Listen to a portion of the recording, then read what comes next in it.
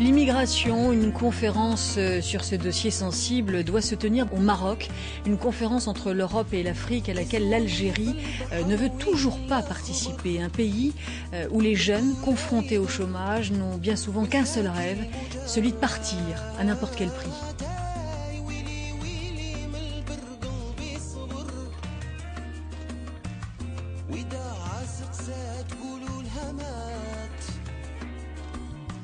Alger, 1 h du matin. Quelques dizaines de jeunes, 20 ans, pas plus. Le point de rendez-vous, le port. C'est là que le ferry Tariq Ibn Ziyad doit partir pour Marseille. L'endroit est hyper sécurisé, la patrouille maritime veille. Les jeunes n'hésitent pas à plonger pour atteindre le bateau. De sources portuaires, il serait des centaines chaque année à embarquer clandestinement dans des navires algériens et étrangers. Ces jeunes, on les appelle les haragas, littéralement ceux qui brûlent. Brûlent les frontières, brûlent leurs papiers, brûlent leur destin. Ce soir, plusieurs d'entre eux seront interpellés. Pas de passage clandestin pour cette nuit. Bien stické. La journée, pour 5 €, il vend des fraises. Mais toute la nuit, au port, il tente sa chance. Ça fait 4 à 5 ans que toutes les nuits je suis au port, je te jure. Toutes les nuits. Le jour je bosse et la nuit j'y vais pour 2 h du matin. 2 h, 3 h du mat. J'y vais moi et mes potes. Regarde celui-là, il fait partie de la bande. Un ancien combattant de la clandestinité, comme moi. Qu'est-ce qu'on fait? On plonge, on se cache dans les bateaux. L'essentiel c'est qu'on se sauve. Soudain, un passant entend notre discussion. En colère, il nous interpelle. Pour lui, ces jeunes qui veulent partir, c'est la honte du pays. Non, il n'est pas légitime ce qu'ils disent. Il n'est pas légitime. Il n'y a pas de malheur en Algérie. Il n'y a pas de malheur. Il y a que ceux... Pourquoi les jeunes veulent partir? Parce qu'ils veulent s'amuser, ils veulent danser et tout. Parce que l'alcool ici, il n'est pas dit. Le bonheur des autres, le bonheur des Européens, encore il se trouve. À l'alcool. À l'alcool. Parce que si on leur enlève l'alcool, il n'y a ni discothèque, ni danse, ni rien du tout. Ceux-là, ils veulent danser, ils veulent s'amuser, c'est tout. Là, on est un pays musulman. Un pays surtout où 3 jeunes sur 4 sont au chômage. Une motivation à l'exil que même les autorités algériennes semblent éluder. Les jeunes Algériens, les jeunes Marocains, les jeunes Tunisiens sont comme tous les jeunes du monde. Ils rêvent de circuler. Alors, il se trouve qu'à la différence des jeunes Européens, il y a une entité qui s'appelle l'Europe qui a construit un très gros mur de Berlin. Pire que l'ancien mur de Berlin. Sauf que ce n'est pas, il ne s'appelle pas mur de Berlin, il s'appelle Schengen. J'ai quitté Baba mon pays. J'y ai laissé à Baba toute la famille. J'ai déserté les prairies où j'ai grandi. J'ai oublié même les visages de mes amis. Je me suis retrouvé à Paris. Dis-moi sous terre, y'a Baba comme les souris. Pas de lumière, pas de soleil, pas d'été. Ni bonjour, ni bonsoir, ni mot gentil. Islem accepte de nous parler. Il a 20 ans, il voyage avec des amis. 2 viennent d'Algérie, le 3e de Casablanca au Maroc. Islem vient de traverser en secret la frontière turco-grecque. C'est un clandestin. La situation là-bas, la vie en Algérie est vraiment difficile. On ne gagne pas assez d'argent, le quotidien est trop cher. C'est pour ça qu'on va aller en Belgique ou en France, pour y chercher du boulot, pour y travailler. Nous avons quelques sous, un peu d'argent pour acheter de quoi manger. Nous ne sommes pas des voleurs, non. Ça fait maintenant 2 heures qu'on marche et on va continuer à pied jusqu'à Alexandroupoli. Et à pied, c'est assez loin. Alexandroupoli est à 80 km au sud. Les Algériens se dirigent vers un pays francophone. Leur ami marocain rêve de l'Allemagne. Les policiers allemands sont juste au coin. Ils se cachent dans une fourgonnette de la police allemande issue de la force européenne Frontex. Cette dernière aide ses collègues grecs à sécuriser la frontière de l'Union européenne. Cette équipe de nuit contrôle un tronçon long de 3 km, puis c'est une équipe bulgare qui prend le relais. Chaque nuit, ces policiers allemands détectent jusqu'à 70 passages illégaux.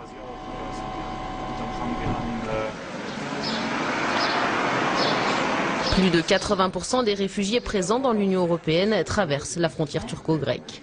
Depuis 2002, il existe un accord turco-grec de réadmission, mais il semble n'exister que sur le papier, comme le souligne le chef de la police d'Orestiada. Lorsque nous arrêtons des clandestins de notre côté, nous demandons aux Turcs de se conformer à l'accord de réadmission. Mais par exemple, en 2011, nous avons arrêté 55 000 migrants illégaux ici, dans la région d'Evros. Et les Turcs n'en ont repris que 731. La Turquie ne se conforme pas à l'accord de réadmission. C'est en avion que les Marocains et les Algériens se rendent à Istanbul. Ils n'ont pas besoin de visa. Ils embarquent ensuite dans des minivans qui les emmènent à Edirne, où des passeurs les font passer côté grec, soit à pied, soit via le fleuve Evros, et la traversée est risquée. Nous collaborons avec la police turque depuis l'année dernière pour traquer les passeurs. Mais je ne peux pas dire si les résultats de cette collaboration sont encourageants. Ce dont on s'aperçoit maintenant, c'est que les passeurs restent de l'autre côté de la rivière. Ils chargent les migrants dans les bateaux, les font partir, et eux restent sur leur propre berge, en toute sécurité. Nous sommes témoins que de nombreux bateaux chavirent, certaines personnes s'accrochent à des îlots au milieu de la rivière, et des gens périssent à cause de ça. Sorte de frontière naturelle entre les deux pays, le fleuve Evros est un obstacle difficile et dangereux à surmonter. Quelques mètres plus loin, tout le nécessaire pour construire une clôture en barbelé arrive. Jusqu'à la fin de l'été, les 10 km de frontières terrestres seront fermés. Athènes a demandé à Bruxelles de cofinancer l'établissement de ce barrage, mais la Commission de l'Union européenne a refusé. La Grèce financera donc seule les 3 millions d'euros que coûtera la clôture. Beaucoup de ceux qui traversent la frontière terrestre la nuit arrivent dans le petit village grec de Neavissa, comme ce groupe composé principalement de migrants venus du Maghreb. Mais il y a aussi des réfugiés en provenance du Pakistan et d'Afghanistan. Mohamed, Rachid et Sofiane arrivent d'Algérie. Était-ce difficile de franchir cette frontière très surveillée? Hyper difficile. Hyper difficile. D'ailleurs, je me suis complètement trempé de la boue. On a traversé des rivières profondes.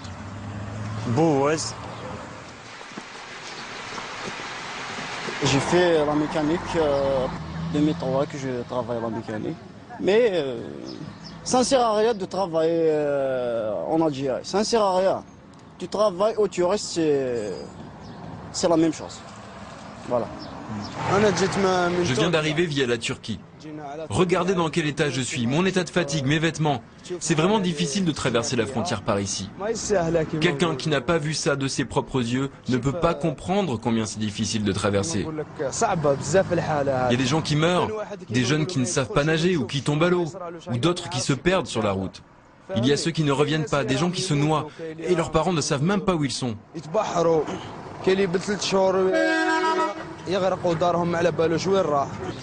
Une fois côté grec, sur le territoire de l'Union européenne, les migrants appellent la police. Ils savent que la Turquie ne les reprendra pas et que la Grèce n'a pas les moyens matériels et financiers pour les renvoyer dans leur pays d'origine. Un bus de la police les emmène à Fylakio, dans le plus grand centre de rétention près de la frontière gréco-bulgare. Après avoir fait face à un afflux massif de réfugiés, une rénovation du centre de Fylakio et d'autres centres grecs de rétention a dû être entreprise, rénovation financée par l'Union européenne. La Grèce compte environ 11 millions d'habitants, à cela s'ajoutent les réfugiés. Leur nombre est estimé à 1 million.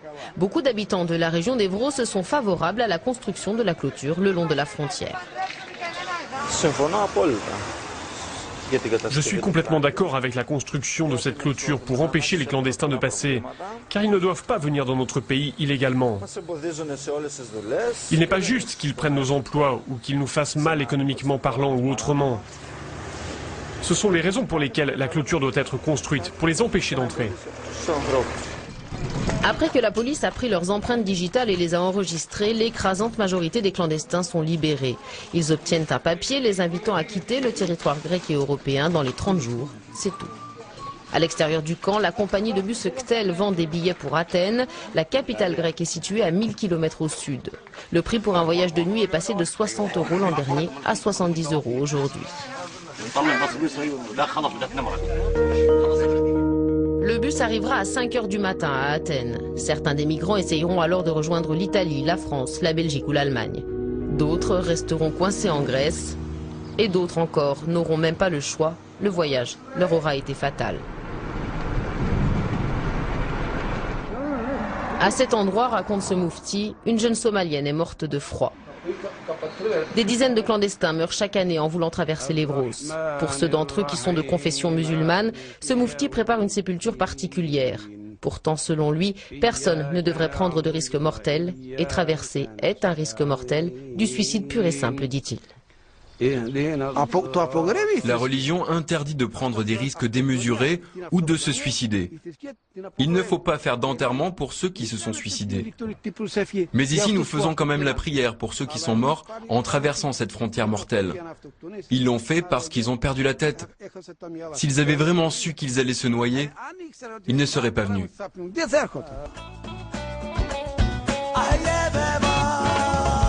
Ici les hommes, yeah, bébé, on fait des murs. On nous séquestre, on nous enferme, les cœurs sont durs. Le pays des droits de l'homme est très obscur.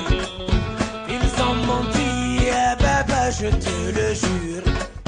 On a crié devant les préfectures. Y'en a marre d'attendre les procédures. On a dormi dehors sans couverture. Ne pleure pas, eh, bébé, je t'en conjure. Aïe, bébé. Aïe, bébé. Aïe, bébé.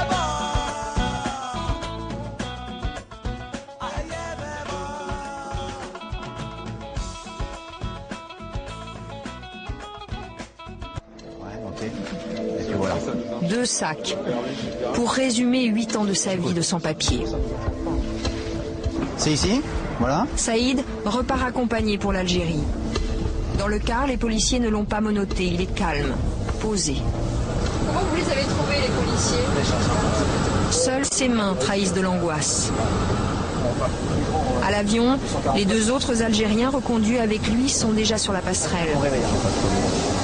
Merci Saïd, il ne manque rien. C'est au tour de Saïd de monter.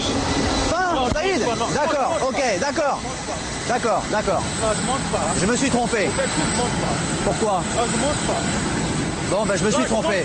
Je me suis trompé. Eh, attends, Saïd, Saïd. Saïd, on monte pas. Saïd. Saïd, non. On va dans le camion. On va dans le camion. Saïd.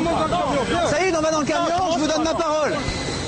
Saïd, si placide, mais qui n'a pas su, pas voulu ou pas pu franchir le cap. Saïd, Saïd, s'il te plaît, s'il vous plaît, on va dans le camion, monte dans le camion. C'est fini, on va dans le camion. On va dans le camion. J'ai voulu vous faire confiance, j'ai fait erreur.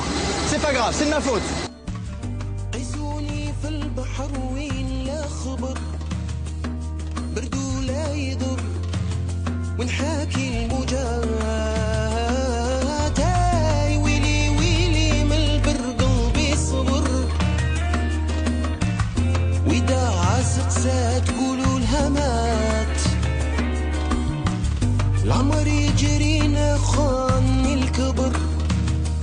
On va dans le camion et c'est terminé. Non, c'est terminé, c'est terminé. À quelques mètres de là, c'est un Albanais du Kosovo que les policiers emmènent. Il va s'en prendre à une hôtesse de l'air slovène, dans une langue qu'elle comprend parfaitement.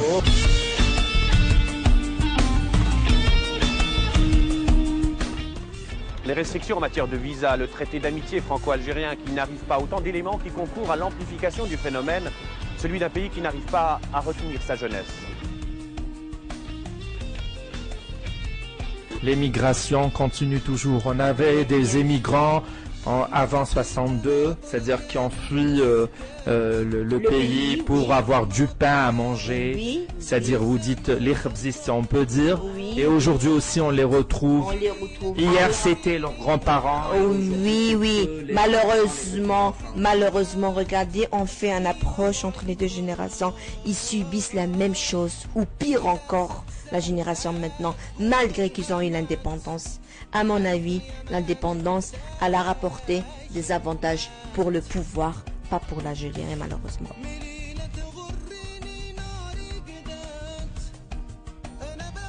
Avant de mentionner ou de constater la distance que la jeunesse a pris avec son histoire, sa glorieuse guerre de libération nationale, il faut d'abord souligner que c'est une entreprise de la part des tenants de ce pouvoir qui règne depuis 1962 et c'est normal. C'est une jeunesse très consciente, c'est une jeunesse qui est ouverte sur le monde extérieur et elle voit ce qui se passe.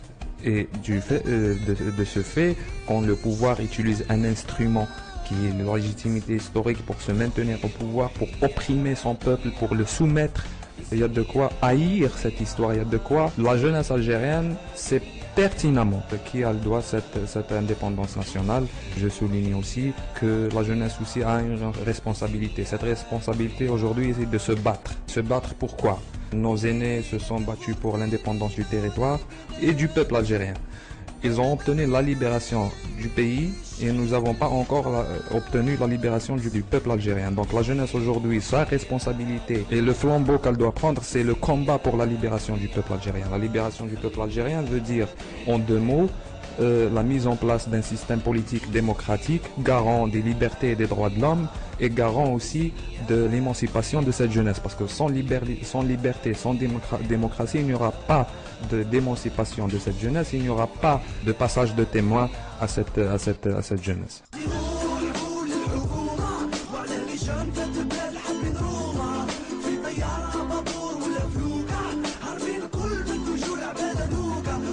Moi, mes parents, ils sont partis en 70 pour venir en France, pour aider la France, contribuer au développement de la France. Et moi, c'est-à-dire aujourd'hui, je suis un peu câblé dans le sens inverse. Je me dis, tiens, j'ai une expérience française. La France, j'ai étudié en France. J'ai une expérience professionnelle en France. Bon, bah, je vais prendre tout ça dans une valise et puis je vais partir en Algérie et puis je vais déballer tout ça. Voilà. Ces jeunes investisseurs venus de France avec diplôme et compétences, l'Algérie les accueille à bras ouverts, pratiquant au passage une immigration sélective. On a besoin de création d'emplois, mais on n'a pas besoin de jeunes qui viennent, entre guillemets, prendre le travail qui existe ici, parce qu'on a déjà assez de jeunes qui n'en ont pas, nous. Quitter la France pour le pays d'origine de ses parents, le phénomène ici en Algérie est très récent. Depuis 3 ans, entre 15 et 20 000 jeunes auraient fait le choix d'une immigration inversée. La vie est trop chère. 2 fois, Asdine a voté Bouteflika, mais maintenant c'est fini. Rupture consommée chez ce militant politique fraîchement revenu de France pour participer au débat.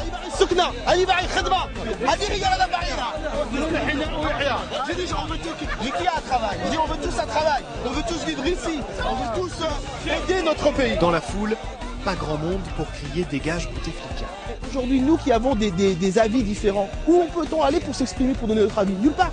Donc à ce moment-là, nous, tous comme on est algériens, avec nos idées différentes, mettons-nous ensemble, créons un stade de foot où on pourra justement débattre de nos idées, être des adversaires. Mais les règles d'arbitrage seront les mêmes pour tous.